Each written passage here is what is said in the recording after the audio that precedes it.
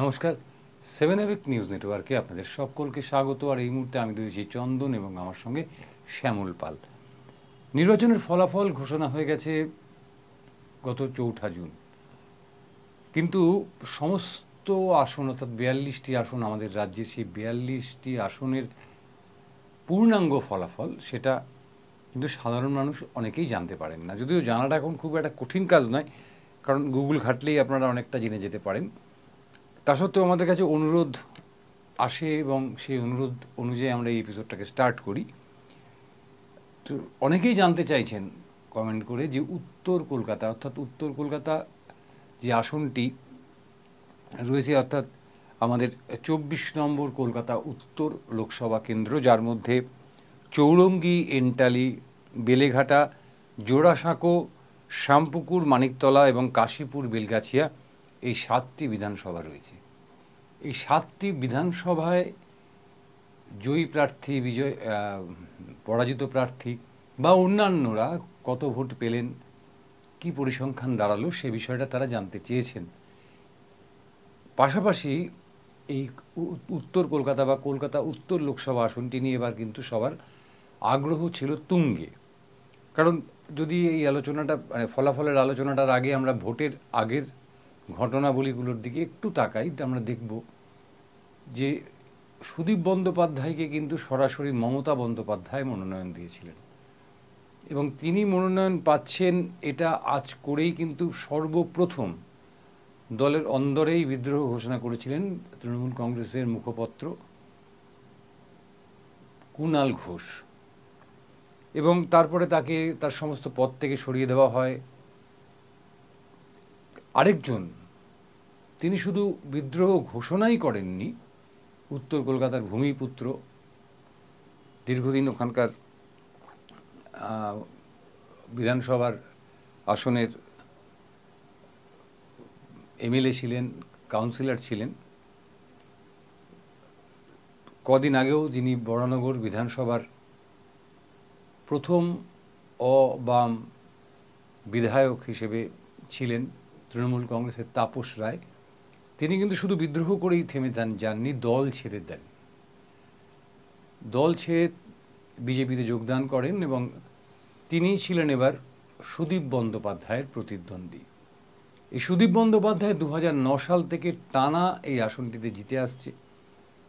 তার বিরুদ্ধে নানান অভিযোগ নানান সময় উঠেছে, কিন্তু দল কখনো তার প্রতি আস্থা হারায়নি। এবারও দল তার প্রতি আস্থা হারায়নি এবং মমতা বন্দ্যোপাধ্যায় যে সঠিক সিদ্ধান্ত নিয়েছিলেন তার প্রমাণ ফলাফলে আমরা পেয়েছি। কিন্তু অত্যন্ত উদ্বেগের সাথে আমরা লক্ষ্য করলাম যে তৃণমূল কংগ্রেসের ভোট কিন্তু এবার ওখানে কমে গেল 2.52%।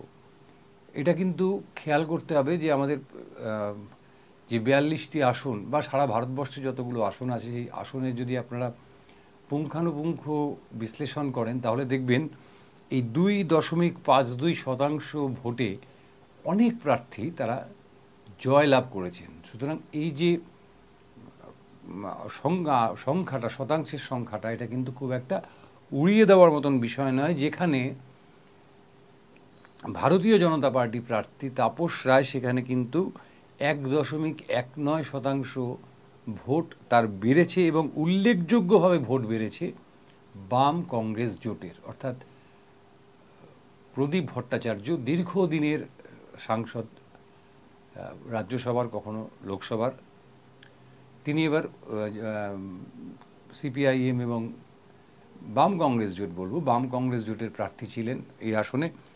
তার ভোট বেড়ে গেল কিন্তু 9.26%। অর্থাৎ আসন্ন যে বিধানসভা নির্বাচন, আমরা আসন্নই বলছি কেন, মাঝখানে 1 বছর রয়েছে হাতে, 1.5 বছর। এই 1.5 বছর সময়টা কিন্তু খুব একটা বেশি নয়। এর মধ্যে অনেক ঘটনা ঘটবে, অনেক কিছু প্রেক্ষিত বদল হবে এবং সবচেয়ে বড় কথা যে বিধানসভা এবং লোকসভা নির্বাচনের যে অভিমুখ, সে দুটো কিন্তু সম্পূর্ণ আলাদা। সেই কথাটা মাথায় রেখেই কিন্তু আমাদের আলোচনায় এগোতে হবে। আমরা তো শুধু পরিসংখ্যান দেব, আর আমরা যে পরিসংখ্যান দিই অনেকেই প্রশ্ন করছেন যে আজগুবি কিনা ইত্যাদি। আপনাদের দেখিনি, আমরা কিন্তু সম্পূর্ণ নির্বাচন কমিশনের যে শিট, রেজাল্ট শিট, সেই রেজাল্ট শিট নিয়েই আমরা, অর্থাৎ ফর্ম 20 যেটাকে বলা হয়, সেই ফর্ম 20 অনুযায়ী কিন্তু আপনাদের সামনে এই যে তথ্যগুলো, সেই তথ্যগুলো তুলে ধরছি। প্রথমেই বলি যে কলকাতা উত্তর লোকসভা আসনে এবার মোট ভোটার ছিল 15,05,356 জন, যার মধ্যে ভোট দিয়েছেন 9,58,433 জন। এটা কিন্তু উল্লেখযোগ্যভাবে আমাদের মাথায় রাখতে হবে যে এটা বিশাল অঙ্কের ভোটার, তারা কিন্তু ভোটদানে বিরত থেকেছেন। কেন থেকেছেন সেটা কিন্তু তারাই জানেন, কারণ ভোট দেওয়াটা আমাদের যেমন নাগরিক কর্তব্যের মধ্যে পড়ে, ঠিক তেমনভাবেই অনেকেই এখন ভোট দিতে ইচ্ছুক হচ্ছেন না, অনাগ্রহ প্রকাশ করছেন। এবং সবচেয়েতে আরেকটি কারণ যারা সমাজবিজ্ঞানী তারা সামনে নিয়ে আসছেন, সেটা হচ্ছে যে পরিযায়ী শ্রমিক, অর্থাৎ ধরুন যারা গিয়ে কেরলে বাড়ি বানাচ্ছে বা অন্যান্য রাজ্যে গিয়ে ছোটোখাটো কাজ করছেন, তারাই যে শুধুমাত্র পরিযায়ী শ্রমিক, নতুন শব্দ আমরা পেয়েছি করোনার পরে, তা তো নয়। আমার আপনাদের মতন ঘরের ছেলেমেয়েরা যারা বিভিন্ন বড় বড় কোম্পানিতে চাকরি করেন, তারা ব্যাঙ্গালোর থাকেন, হায়দ্রাবাদ থাকেন, বা সারা ভারতবর্ষে ছড়িয়ে ছিটিয়ে থাকেন, বিদেশেও থাকেন, তারা কিন্তু ভোট দিতে আসতে পারেননি বা তাদের পক্ষে ভোট দেওয়াটা সম্ভব হয়নি। সুতরাং সব মিলিয়ে যে বিপুল অঙ্কের ভোট উত্তর কলকাতায় পড়েনি সেটা কিন্তু আমাদের কাছে পরিষ্কার, কারণ মোট ভোটার আমি বললাম 15,05,356 জন নির্বাচন কমিশন জানিয়েছিল ভোটের আগে, এবং ভোটের পরে জানিয়ে দিয়েছে যে মোট ভোট পড়েছে 9,58,433টি। আপনার ইভিএমের ভোট, পোস্টাল ব্যালট সব মিলিয়ে। এবার আমরা চলে আসব কোন আসনে কে কত ভোট পেল। বারবার করে বলছি যে এখানে কিন্তু বাম কংগ্রেসের ভোট উল্লেখযোগ্যভাবে বেড়েছে 9.26%। আমরা দেখতে পাচ্ছি চৌরঙ্গি আসন, চৌরঙ্গি আসনে কিন্তু তৃণমূল কংগ্রেস তাদের যে জয়ের ধারা সেটা অব্যাহত রেখেছে। চৌরঙ্গি আসনে তৃণমূল কংগ্রেস সুদীপ বন্দ্যোপাধ্যায় এগিয়েছিলেন 14,645 ভোটে।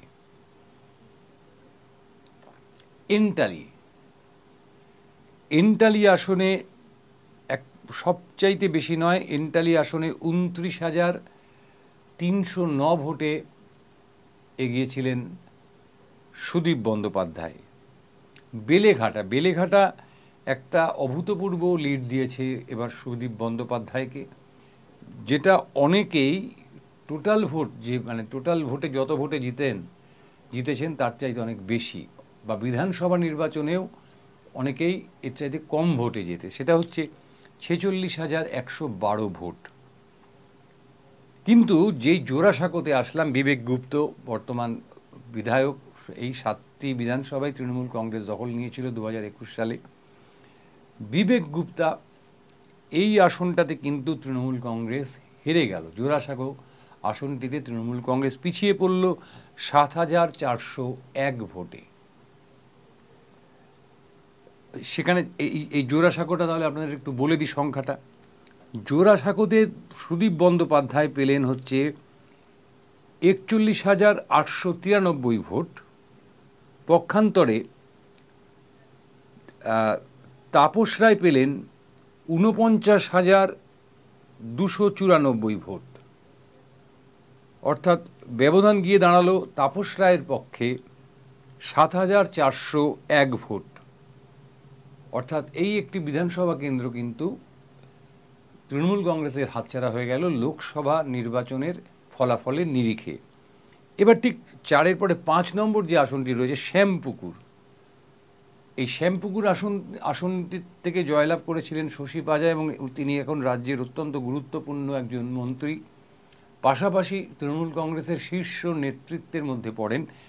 কিন্তু শীর্ষ নেতৃত্বের মধ্যে পড়েও তিনি কিন্তু তার আসন থেকে জয় উপহার দিতে পারেননি সুদীপ বন্দ্যোপাধ্যায়কে। শ্যামপুকুরে কি হয়েছিল আমরা যদি শ্যামপুকুরটা একটু হিসেব করে নেই। শ্যামপুকুরে সুদীপ বন্দ্যোপাধ্যায় পেলেন 48,063টি ভোট, এবং তাপস রায় পেলেন তাপস রায় পেলেন শ্যামপুকুরে 49,662টি ভোট। শ্যামপুকুরে সুদীপ বন্দ্যোপাধ্যায় পেলেন 48,063টি ভোট এবং তাপস রায় পেলেন 49,662টি ভোট। শ্যামপুকুরে তাপস রায় এগিয়ে গেলেন 15,099 ভোটে, এই মাফ করবেন 1,599 ভোটে। শ্যামপুকুরে তাপস রায় এগিয়ে গেলেন 1,599 ভোটে, অর্থাৎ শশী পাজার আসন থেকে, বিধানসভা আসন থেকে কিন্তু তৃণমূল কংগ্রেস এবার আর লিড নিতে পারল না। সুতরাং এই আসনটিও লোকসভা নির্বাচনের নিরিখে তৃণমূলের হাতছাড়া হয়েছে। এরপরে আসুন মানিকতলা আসনে। মানিকতলা আসনে তৃণমূল কংগ্রেস প্রার্থী অত্যন্ত ন্যূনতম ভোটের পার্থক্যে এগিয়ে সুদীপ বন্দ্যোপাধ্যায়। সেখানে 3,575 ভোটে তৃণমূল কংগ্রেস প্রার্থী সুদীপ বন্দ্যোপাধ্যায় তার নিকটতম প্রতিদ্বন্দ্বী বিজেপির তাপস রায়কে পিছনে ফেলেছেন। এবং কাশীপুর বেলগাছিয়াতেও কিন্তু আমরা দেখতে পাচ্ছি যে সুদীপ বন্দ্যোপাধ্যায় এগিয়েছিলেন 7,268টি ভোটে। এই হয়ে গেল বিধানসভা ওয়ারি যে ফলাফল। সেখানে আমরা দেখলাম জোড়াসাঁকো এবং শ্যামপুকুর এই দুটি আসনের ক্ষেত্রে কিন্তু তৃণমূল কংগ্রেস কলকাতা উত্তর লোকসভা কেন্দ্রে বিজেপির থেকে পেছনে পড়ে গেল। আর উল্লেখযোগ্যভাবে ফলাফল ভালো করলেন প্রদীপ ভট্টাচার্য, যদিও তার মোট কত তিনি ভোট পেয়েছেন সেটা আমরা আপনাদের জানিয়ে দিচ্ছি। প্রদীপ ভট্টাচার্য মোট ভোট পেলেন 1,14,982টি ভোট। সুদীপ বন্দ্যোপাধ্যায় ভোট পেয়েছিলেন 4,54,696টি। তাপস রায় ভোট পেয়েছেন 3,62,136টি। এবার আমি একটা ছোট্ট, যেটা অন্য আলোচনাগুলোতে আমরা আসিনি, সেটা হচ্ছে যে আমাদের এই বহুদলীয় যে গণতন্ত্র বা সংসদীয় ব্যবস্থা, তাতে কিন্তু দেখা যাচ্ছে যে এখানে সুদীপ বন্দ্যোপাধ্যায় এবার 47.44% ভোট পেয়েছেন। তাপস রায় পেয়েছেন 37.78% ভোট এবং প্রদীপ ভট্টাচার্য পেয়েছেন 12% ভোট। তার মানে একটা বিপুল সংখ্যক ভোট কিন্তু তারা পাননি। আমরা যদি সবার ভোট বিরোধী, মানে সুদীপ বন্দ্যোপাধ্যায় যে 4,54,696টি ভোট পেয়েছেন, আর বিরোধীদের ভোট যদি আমরা যোগ করি তাহলে দেখা যাবে এটা হচ্ছে 4,93,693টি ভোট। তার মানে সুদীপ বন্দ্যোপাধ্যায়ের বিরুদ্ধে মোট ভোট পড়েছে হচ্ছে 38,997টি বেশি। এটা কিন্তু অ্যালার্মিং তৃণমূল কংগ্রেসের পক্ষে, কারণ এখানে 15 জন প্রার্থী ছিলেন এই শ্যামপুকুর বিধানসভায়। উত্তর কলকাতা লোকসভায় এবার মোট প্রতিদ্বন্দ্বীর সংখ্যা ছিল 15 জন। এই 15 জনের মধ্যে 14 জন ভোট পেয়েছেন 4,93,693, আর একা সুদীপ বন্দ্যোপাধ্যায় ভোট পেয়েছেন 4,54,696টি, যার মধ্যে দ্বিতীয় স্থানে রয়েছেন তাপস রায়, তৃতীয় স্থানে রয়েছেন প্রদীপ ভট্টাচার্য জাতীয় কংগ্রেস এবং বামেদের জোটের শরিক। সুতরাং এই যে ভোট, আমি পার্সেন্টেজের হিসেবটা আবার আপনাদের বলি, নোটায় ভোট পড়েছে 10,044টি, শতাংশের হিসেবে 1.05%। এটি কিন্তু এই টোটাল ভোটে ধরা নেই, অর্থাৎ এই 38,997 ভোট, এটা কিন্তু নোটা বাদ দিয়ে আমরা হিসাব করেছি। সুতরাং আগামী 2026 সালের যে বিধানসভা নির্বাচন আসছে, কেউ যদি ভেবে থাকেন এই যে রেজাল্ট আমি বললাম বিধানসভা ভিত্তিক রেজাল্ট, সেই রেজাল্টে উৎসাহ পেয়ে তারা ধরে নেবেন যে এই দুখানা আসন তো বিজেপি পেয়েই গেল, বা আগামী নির্বাচনে বাম কংগ্রেস যদি জোট হয় একটা ভালো লড়াই হবে, হতে পারে, ভালো লড়াই হতে পারে, কারণ প্রতিষ্ঠান বিরোধিতা একটা থাকে, সেটা লোকসভার ক্ষেত্রে যেমন বিজেপির বিরুদ্ধে গেছে, সেরকম বিধানসভা নির্বাচনে তৃণমূলের বিরুদ্ধে যেতে পারে, সব কিছু হতে পারে। কিন্তু যেটা আমাদেরকে মাথায় রাখতে হবে, আমাদেরকে মানে নজরে রাখতে হবে, সেটা হচ্ছে এই মধ্যবর্তী সময় অর্থাৎ এই 1.5 বছর সময়ের মধ্যে রাজ্য সরকার অর্থাৎ রাজ্য সরকার পরিবর্তনের ভোট আসছে 2026-এ, আর কি কি জনমুখী প্রকল্প ঘোষণা করেন। কারণ অধিকাংশ মানুষ মনে করছেন যে এবার ভোট বিভাজন হয়েছে দুটো ইস্যুতে। এক হচ্ছে ধর্মীয় মেরুকরণ, দুই হচ্ছে লক্ষ্মীর ভাণ্ডার, যে দুটির কোনোটি কিন্তু সুস্থ রাজনীতির পরিচায়ক নয়। সুস্থ রাজনীতির পরিচায়ক নয় এই কারণে যে আমাদের কল্যাণকর রাষ্ট্রে মানুষ যখন অসুবিধেয় থাকে, অর্থাৎ নাগরিকেরা যখন অসুবিধেয় থাকে, বিভিন্নভাবে তাদেরকে ভাতা দিয়ে উৎসাহিত করা, ভাতা দিয়ে সহযোগিতা করা, এটা রাষ্ট্রের রাজধর্ম। এটা রাজধর্ম পালন হয়েছে মাত্র।